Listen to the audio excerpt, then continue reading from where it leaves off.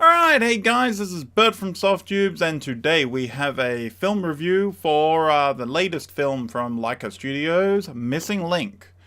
Now, LAIKA are the people who did the animation studio, I should say specifically, that did Coraline, Paranorman, Box Trolls, and Kubo of the Two Strings. And straight up, I'm going to say that Missing Link fits pretty nicely with the rest of their stuff, but it also still stands aside as its own thing. It's not like exactly the same as everything they do, but you can see sort of the same things going on here. And I have to say straight away, like, one thing I kept thinking while I watched the film is the animation, the stop motion animation is gorgeous. I mean, they've obviously been getting better, but I think their stuff has always looked good. Even when it hasn't been, like, some people like it's so smooth it makes it look better. I think stop motion sometimes benefits from not being too smooth. I think, yeah, every time they've done really beautiful stuff.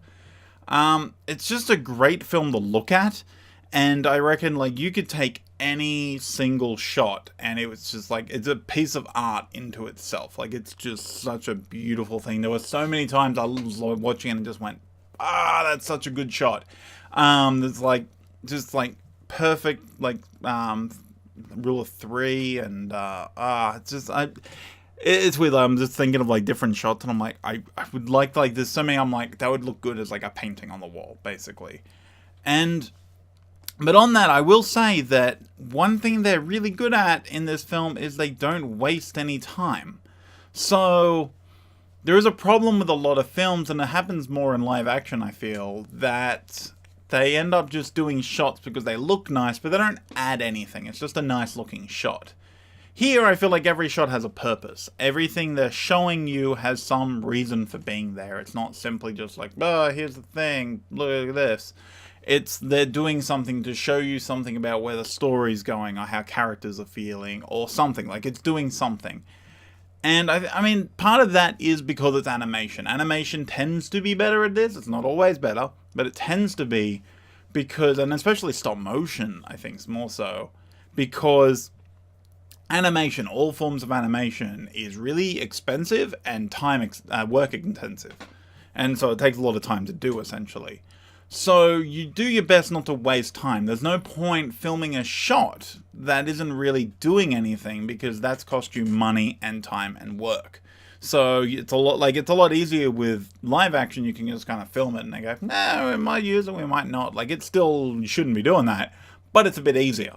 So I think animation kind of have that benefit in a lot of cases. I think Spider-Verse did this really well as well, where Spider-Verse, because compared to like a live action Spider-Man, we say, it was able to make talking scenes interesting by use of the animation.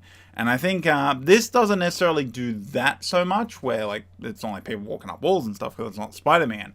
But it finds a way for this story that makes more sense. If you did this as a live action, which you totally could, you could do Missing Link as a live action movie, but you would have, like, because of special effects, you would constantly be trying to work around. And I feel like you'd be wasting a lot of time trying to do these workarounds. That they might look nice, but they're not adding anything, they're not doing anything. So I think animation, like the animation here, looks so good. It was one of the things I took away most from this film, is how good the animation looks, the stop motion. And I have a cool little thing at the end in the credits. We watch it for a little bit, and I can't remember what point it is, but it shows a behind the scenes kind of thing of them doing one of the shots. And it's all like time lapse. So it's people rushing around the camera and just the thing moving. It looks so good. I mean, there's a little bit of trickery in the way they showed that thing, but you can kind of get an idea of how much work goes into just like that small sequence. And I also, like, on top of the animation, like the voice cast, which is a pretty damn good voice cast in itself, which seems to be happening a lot with animation lately. They're getting some pretty top quality talent for a lot of their stuff now. They're pretty decent for out. There's a couple of bits for me, and I could just be I started thinking about it. There were points in the film where I started like trying to focus on the voice acting, because I've heard like a few people recently talk about how sometimes in animation it doesn't feel like those characters are saying those words. It feels like the voice is like a disembodied voice over top. So I was like, and so I probably paid more attention than I probably should have. So there were a couple of bits for me that kind of slip. Nothing too bad, just little bits here and there, and it doesn't really matter because the visuals and the story kind of cover that up. They kind of paste over it. So I don't think that's an issue in itself. It might bother some people if they notice it, but like, I noticed it and I didn't have a problem, and I made the mistake of kind of looking for it, which I shouldn't have done. And I think like another thing that's really good here with is that they have a wide diverse cast of interesting characters. And that not all of them get a lot of screen time, really. They don't get necessarily fleshed out a lot, but they do some very simple stuff to make every character feel unique and distinctive, so you understand who they are even if they're not there for very long, and I think that's really good. I think it's, again, that kind of not trying to waste time. They don't want to waste too much time telling you who this person is, so let's do a few, like, make them look a certain way and make them do certain things to get you know who they are without having it explained. And I mean, this is a very classic style adventure story that you don't see a lot of anymore, I feel like. I think we're at a point now where the world is so connected that adventure stories don't necessarily always make sense. Not in a real world. I mean, that's why we keep on having to set them in the past, or in space, or some other location in fantasy worlds when we do have them. But even then, you don't really see this kind that often anymore. And it revels in a lot of the facets of what that sort of genre means, but then it's not afraid to talk about those facets too, which is interesting. It will comment on certain cliches or what's the word I'm looking for? My brain, I hate it so much. Crap. I can't think of the word. It's not a cliche, but it's a trope. I hate myself. Yeah, and also it talks about certain tropes of that genre. And another thing that like really surprised me is how open it talks about themes like colonialism and imperialism and even isolationism, and then it talks about the weaknesses of all of those ideas. And I didn't expect that. I mean, a lot of times it does it through jokes, which is interesting because this is a kid's movie, technically. A family film, I guess, is rather.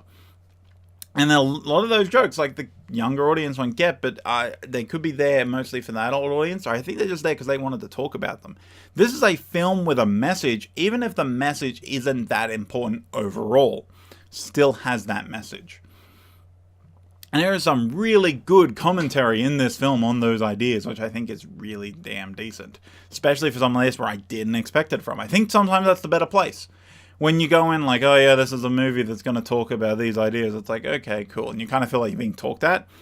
When it's something like this, it kind of comes in, and as long as they're not too clunky with it, you're just like, yeah, they make good points.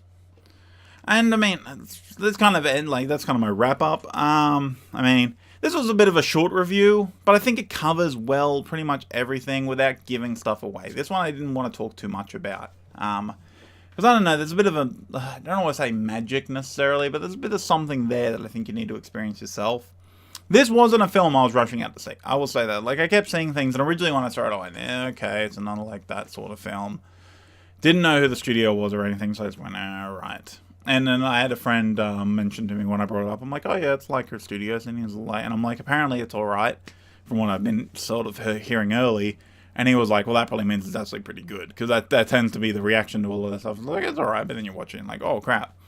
But yeah, I wasn't rushing out to see it, but I'm really happy that I did. I took a weekend essentially, but I got there. I mean, this is just a well-crafted film with lovely characters and story, and I give it 4 out of 5 stars. I mean, and so yeah, like, let me know if you guys have seen the film, or if you've like deciding if you're gonna go see it. Let me know in the comments below. If there's any like thoughts you have on this sort of thing, I'd be like interested to see. If you like this video, you know the thing at this point. You hit the like button, and if you're new, hit subscribe and you'll get caught up on other things. If you want to know when everything comes out, exactly when it comes out, you can hit that little bell. We're still fine-tuning bits on the channel, so times on certain things change and stuff like that, as I'm trying to work out the best time to do things for everyone, but, you know, that's how it is. So anyway, thanks for watching, guys, and I will see you in the next video.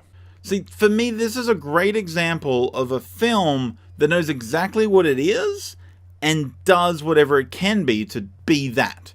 It just goes, this is what I will do, and this is what I'm going to be, and I'm just going to do that. That's all I'm going to do. And I mean, part of that is the fact that, like,